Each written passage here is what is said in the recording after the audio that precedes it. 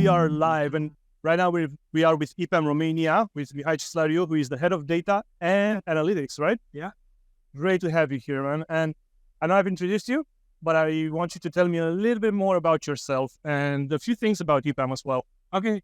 So thank you for having me. First of all, I'm Mihai, as you said. I'm leading the data analytics department in EPAM Romania.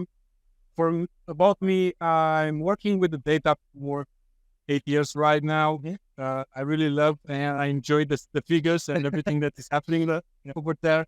And for the EPAM, the company is a huge company around the world. We have more than 50 countries in the entire world that people are working from. We're working with different kinds of businesses all around the world again, or even from Forbes and so on. We like to expand our working in different environments, in different domains. So I think we have all the domains right now. I think we have companies from all the domains working with them. We're working globally, not only from one country. So we have global teams, and these things helps a lot when you're dealing with different types. Yeah. Now, I wanted to ask you, how did you start your career at EPAM, and what are the things that you love most about the company right now? Okay, so EPAM came to me in 2020, like 2 years ago. And in 2021, they wanted to have a data department. Oh, okay. Right then, I was working as a big data manager. I created a team of big data, and I think it was the moment to step up, to have a new responsibility. Yeah. And I see the chance, and I came to EPAM to create a new team of data, all the subdomains of the data. And that's how I got into the EPAM. And what keeps me here today is the thing that have the best work-life balance that I had in more than 12 years of work. That's great. Great to hear. And you think this is, again, is empowering for EPAM? I mean, it's something that they do actively, right? Giving you this balance. It's something that it's in our blood in EPAM. Yeah. It's something that it's very important, at least from our perspective. So you don't have to dedicate your entire life just by work. Yeah. You can work, you can learn, you can have your hobbies, you can have your time with your family and so on. Now, this is perfect because I wanted to ask you, how do you see the future of work in general?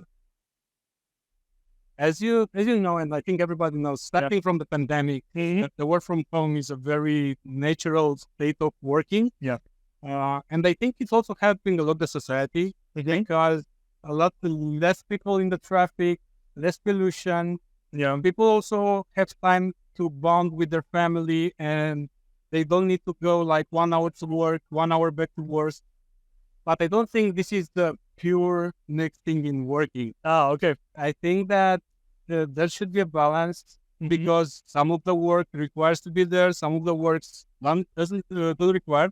But there are people who really like to come to office. Yeah. And we need to help them, not include them in this work from home stuff because if you're a single person, for example, and you're at home, you won't enjoy working from home, right? You will want to go to the office, you will want to have coffee breaks, you will want to have discussion with your colleagues and so on and so forth. So I think it's a mixture, it's a hybrid thing that is going to be happening in the future. Yeah. Even if you have young kids, I mean, you're going to be like, yeah, I want to escape from the little monsters and I'm just going to work for a couple of days. So I get it. Yeah. Now, switching back to you and EPAM, how did the company help you evolve, your career and maybe you as a person? I think the most important part in EPAM that drove me to join the company and was that we work with all technologies possible, with any technology stack possible, and we're doing like all the industries, right? And I'm coming from a product company. I'm coming from somewhere where I was doing e-commerce, right? Okay, data, all the data and everything that's happening in e-commerce, but I never worked in automotive. And they were working a lot of industries. And I really wanted, and this is how EPAM helped me, because I can go and work in different kind of industries with different kind of technologies. And this is how I can step up my knowledge. Yeah. Cool. And now, thinking about the market as it is right now, how do you think business companies can actually retain talent? This is a tricky question. It is. And it's probably the most complicated one. Yeah. I think 50% it's about management. Yep. And it's important to listen to your people. It's important to make time for them. It's important to understand their needs.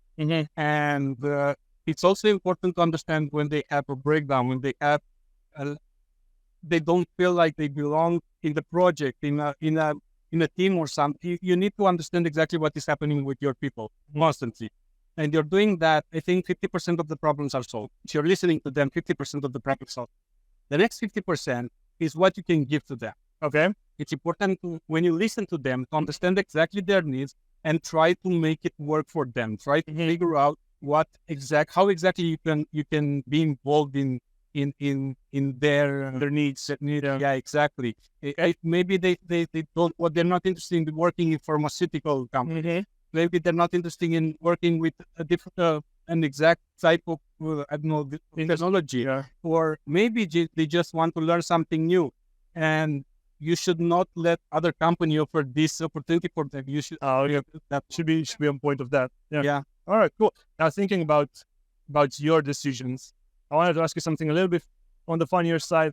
What is the best job decision you ever made? And maybe what is the worst job decision you ever made? I have a lot. You have a lot of bad ones? I think we all do. Yeah, but as long as we learn from them, I think it's fine, right? We should learn. Yeah. So, going to the best one, I think it's not related to one decision. It's the fact that I always like to learn new things, and doing that is going into things that I don't really know how to solve them, how to do them, and throwing myself into this kind of waters, and gets me out of the comfort zone. Puts me to try thinking and using my analytical skills. And I think this is the best decision I ever made, that I'm like to throwing myself in unknown. Cool. And the worst decision, I think the worst decision is from the beginning of my working career, let's say. So it was more than 12 years ago or something like that? Yeah, it's kind of like that, because I thought that people in IT, really, I need to be the smartest people. They're the smartest people in the world, and I need to be the smartest people in the room to even have a chance to go there. And I didn't go in it.